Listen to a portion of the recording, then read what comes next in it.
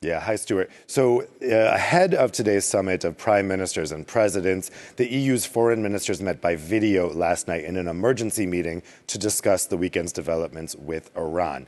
And following that meeting, EU Foreign Affairs Chief Josep Borrell told us that they had agreed to move forward on expanding the EU's sanctions regime against Iran. So the EU already recently sanctioned Iran's drone program because Iran was providing drones to Russia, and Russia was using those to attack Ukraine. So the idea is to now expand those sanctions to also include missiles and have a kind of a wider array. There is, of course, a limited amount that you can do here because they're already heavily sanctioning Iran. So I'm told there was some discussion last night about what possible further actions they could take that would have more effect. And one idea was designating Iran's military as a terrorist organization. Borrell addressed that at the press conference last night. But he said that the EU couldn't do that until at least one member state has done so, has designated Iran's military as a terrorist organization and could demonstrate a specific terrorist act that they had committed rather than an act of war, as the weekend's attack would have been. So leaders will continue discussing that today. They are, of course, in close coordination with the United States in terms of what those sanctions could be. However, because Iran is already heavily sanctioned by the West, their options there are limited.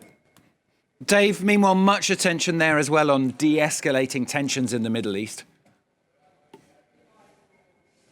Yes, so the draft council conclusions, which they're set to adopt, call for a de-escalation, calling for restraint on both sides, and warning, Borrell warned last night that if things escalate further, there could be a full-on war between states in the Middle East that could be catastrophic.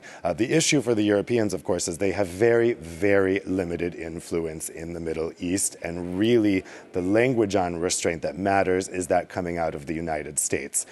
So they will spend a long time talking about this tonight. This was actually a previously scheduled summit. They were supposed to talk about economic competitiveness. Obviously, the developments over the weekend have crowded that off the agenda, but they will be discussing ways to de-escalate the conflict. They will be urging restraint. It was interesting that at his press conference last night, Borrell found time to still criticize Israel for Israel's actions in Gaza.